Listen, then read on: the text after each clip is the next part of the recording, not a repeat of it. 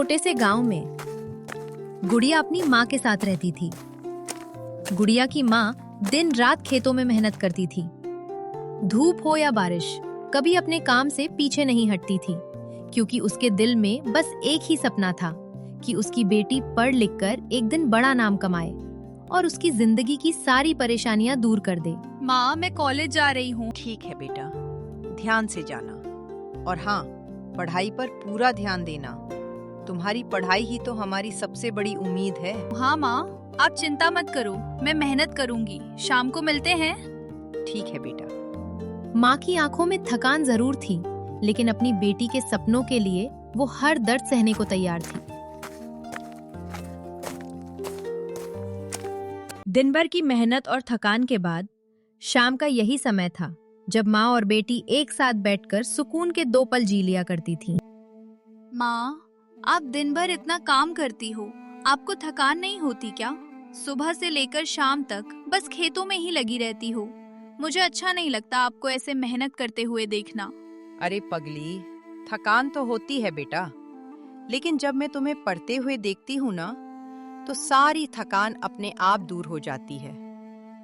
बस यही सोचकर खुश हो जाती हूँ कि मेरी बेटी एक दिन कुछ बड़ा करेगी। और हाँ, आज तो खाना बहुत स्वादिष्ट बनाया है तूने। सच में बहुत अच्छा लगा। माँ, ये सब मैंने आपसे ही तो सीखा है। आप दिन भर काम करती हो, तो क्या मैं आपके लिए इतना भी नहीं कर सकती? माँ, आप चिंता मत करो, बस मेरी पढ़ाई पूरी होने दो, फिर मैं आपको एक दिन भी खेतों में काम करने नहीं जाने दूंगी। आप बस आराम करोगी और मैं सब संभाल लूंगी। भगवान करे बेटा, तेरे सारे सपने पूरे हों। तुझसे ही तो मेरी सारी उम्मीदें हैं। दोनों माँ बेटी एक दूसरे का सहारा थीं और इसी तरह उनके दिन गुजर रहे थे।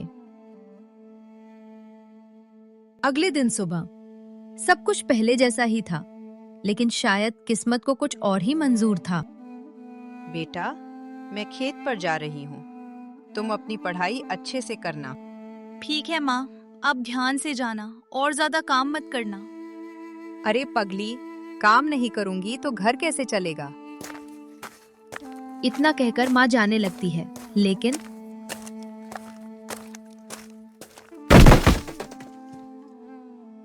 माँ को गिरा देख गुड़िया दौड़कर उनके पास जाती है। माँ, माँ क्या हुआ आपको? उठो ना माँ, क्या हुआ आपको? अरे कुछ नहीं बेटा, बस थोड़ा सा चक्कर आ गया था। नहीं माँ, मुझे कुछ ठीक नहीं लग रहा। आपकी तबीयत ठीक नहीं है। अरे नहीं बेटा, कुछ नहीं हुआ है, बस हल्का सा चक्कर था। मैं बिल्कुल ठीक हूँ, घबराने की कोई बात नहीं है। अच्छा, मैं चलती हूँ काम पर। नहीं माँ, आप कैसी बातें कर रही हो? अभी अभी आप चक्कर खाकर गिर गई और आप काम पर जाने की बात कर रही हो। आप उठो, आराम करो, मैं अभी डॉक्टर साहब को लेकर आती हूँ। नहीं बेटा, डॉक्टर को बुलाने की कोई जरूरत नहीं है। नहीं माँ, अब आप कुछ नहीं कहेंगी, आप बस आराम करेंगी। माँ, आप यहीं आराम करो, मैं अभी डॉक्टर को लेकर आती हूँ। माँ अचानक चक्कर खाकर गिर गई थी, लेकिन फिर भी उनके मन में बस एक ही चिंता थी, काम पर जाने की, घर चलाने की। वो अपने दर्द को नजरअंदाज कर रही थी, क्योंकि उन्हें अपने आराम से ज्यादा अपने घर की चिंता थी। और कुछ ही देर में गुड़िया डॉक्टर साहब को लेकर घर पहुंच गई।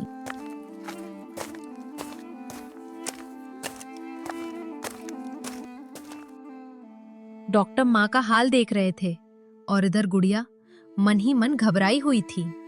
उसे समझ नहीं आ रहा था कि आखिर माँ को हुआ क्या है।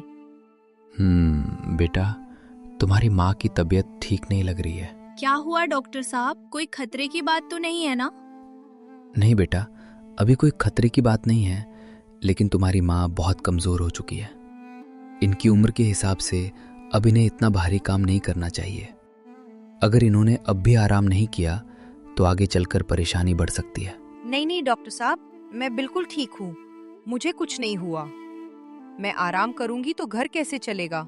मुझे काम पर जाना ही होगा। माँ, आप कैसी बातें कर रही हो? अभी अभी आप चक्कर खाकर गिर गईं और फिर भी काम की सोच रही हो। आपने अपनी पूरी जिंदगी मेरे लिए मेहनत की है, अब मेरी बारी है माँ। अब आप कुछ नहीं करोगी, बस आराम करोगी। बेटी सही कह रही है, अब आपको आराम करना ही होगा। और हाँ, दवाइयाँ समय पर लेते रहना। इतना कहकर डॉक्टर वहां से चला गया, लेकिन उसकी बातें गुड़िया के दिल में गूंज रही थीं।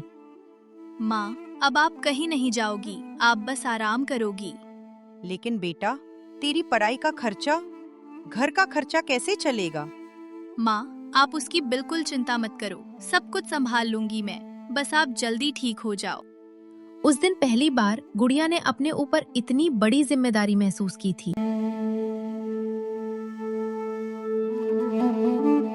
माँ को दवाई देकर गुड़िया ने उन्हें सुला तो दिया, लेकिन खुद उसकी आंखों से नींद कोसों दूर थी।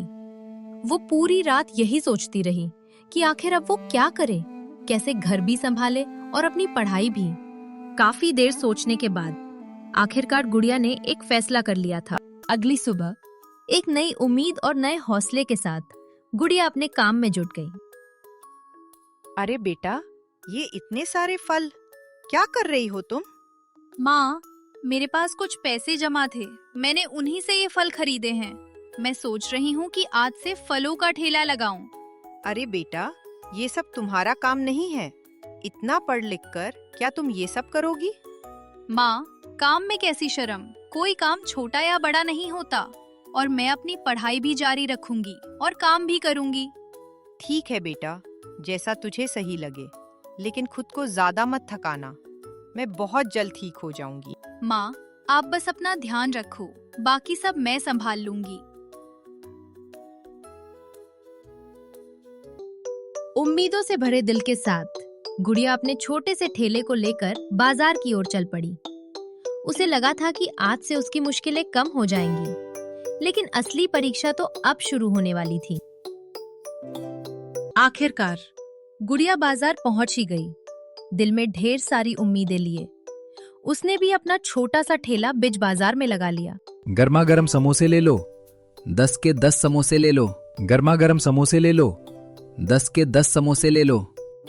ताजी हरी सब्जी ले लो, अभी खेत से आई है। ताजी हरी सब्जी ले लो, अभी खेत से आई है। मिठाई ले लो, ताजी मिठाई ले लो। मिठाई ले लो, ताजी मिठाई ले लो। ताजे ताजे फल ले लो, फल ले लो, ताजे ताजे फल ले लो, फल ले लो।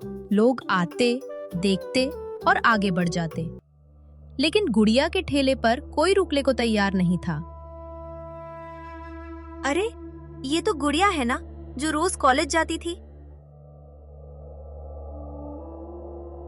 हाँ, वही तो है। सुना था इसकी माँ इसके लिए बड़े सपने देखती थी। समय बदलते देर नहीं लगती। अब देखो, ठेला लगाना पड़ रहा है। उनकी बातें गुड़िया ने साफ साफ सुनी, लेकिन इस बार उसने उन्हें नजरअंदाज करना ही बेहतर समझा और अपने हौसले के साथ फिर से आवाज लगाने लगी। ताजे ताजे फल ले लो, फल ले लो, ताजे ताजे फल ले लो। सुबह से शाम हो गई, लेकिन गुड़िया का एक भी फल नहीं बिका। उसकी सारी उम्मीदें धीरे धीरे टूटने लगी थीं। थके कदमों और भारी मन के साथ गुड़िया अपने घर लौट आई। क्या हुआ बेटा, कैसा रहा आज का दिन? माँ, मत पूछो। मुझे लगा था कि आज सारे फल बिक जाएंगे, लेकिन मेरा एक भी फल नहीं बिका। कोई बात नहीं बेटा, पहला दिन था, कल फिर से कोशिश करना, सब ठीक हो जाएगा। हाँ माँ, तुम ठीक कह रही हो। मुझे इतनी जल्दी हार नहीं मानना चाहिए। कल जरूर फल बिकेंगे। लेकिन अगला दिन भी कुछ अलग नहीं था। आज भी उसका एक भी फल नहीं बिका। थकी हुई और मायूस गुड़िया अपने ठेले के साथ घर की ओर लौट पड़ी।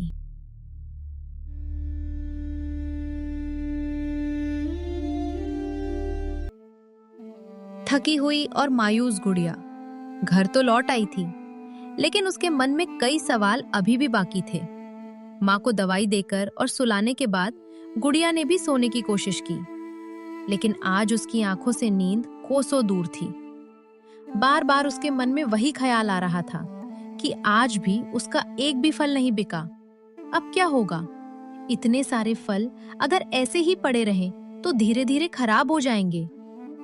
उसे अपनी माँ की भी चिंता सता रही थी। उनकी दवाइयाँ, उनका इलाज, अब ये सब कैसे होगा? आखिर वो क्या करे? कैसे इस मुश्किल से बाहर निकले? इन्हीं उलझनों में गुड़िया पूरी रात जागती रही और एक रास्ता खोजने की कोशिश करती रही।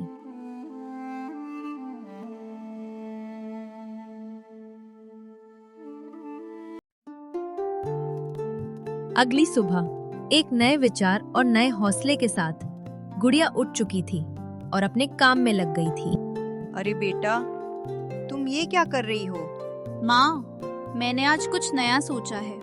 ये जो फल है ना, अगर ऐसे ही पड़े रहे तो धीरे धीरे खराब हो जाएंगे। इसलिए मैं सोच रही हूँ क्यों ना इनका कुछ ऐसा बनाया जाए जो लोग आसानी से खरीद सके। लेकिन बेटा, तुम क्या बनाने वाली हो? माँ, मैं इन फलों का ताज़ा जूस बनाऊंगी और आज से जूस बेचूंगी। बेटा, तुम बहुत मेहनत कर रही हो, लेकिन गांव में जूस कौन पिएगा? यहाँ तो लोग वैसे भी जूस पीते नहीं हैं। माँ, लोग इसलिए नहीं पीते क्योंकि यहाँ कोई जूस बेचता ही नहीं है।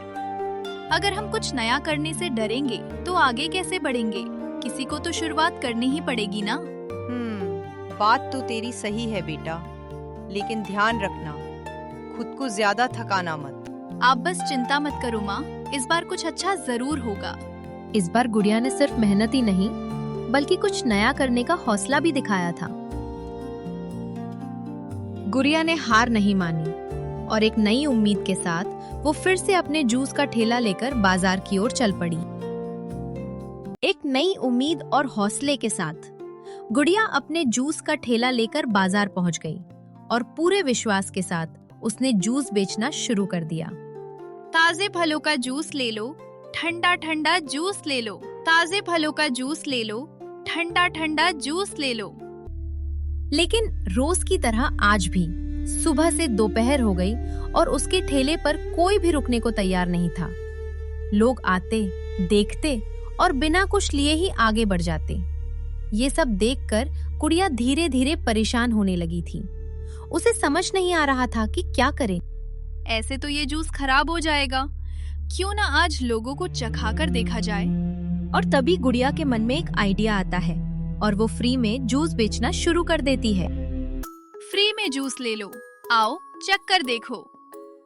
फ्री में जूस ले लो, आओ। फ्री में जूस ले लो, आओ। फ्री में ताजे फलों का जूस चख कर देखो। आओ आओ, जल्दी आओ। थोड़ी देर बाद गुड़िया की नजर पास के ठेले पर खड़े दो बच्चों पर पड़ती है। आओ बच्चों, ये जूस चख कर बताओ कैसा है। गुड़िया की बात सुनकर कुछ बच्चे उसके पास आ गए और जूस चखकर देखने लगे। अरे वाह दीदी, ये तो बहुत ही टेस्टी है।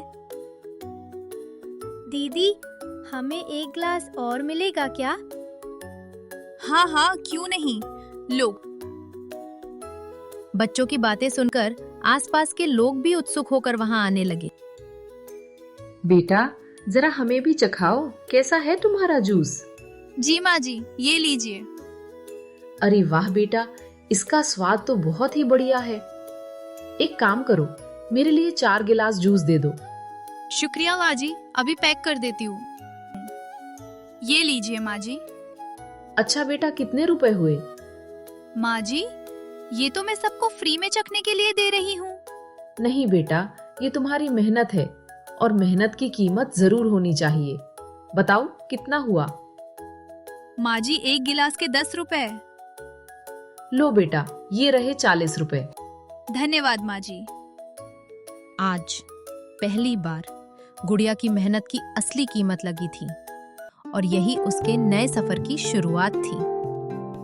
धीरे धीरे जो लोग पहले सिर्फ चखने आए थे, अब वही उसे पैसे देकर खरीदने लगे और देखते ही देखते उसका छोटा सा ठेला चलने लगा। धीरे धीरे गुड़िया की मेहनत रंग लाने लगी और देखते ही देखते उसका छोटा सा ठेला एक छोटे से जूस सेंटर में बदल गया।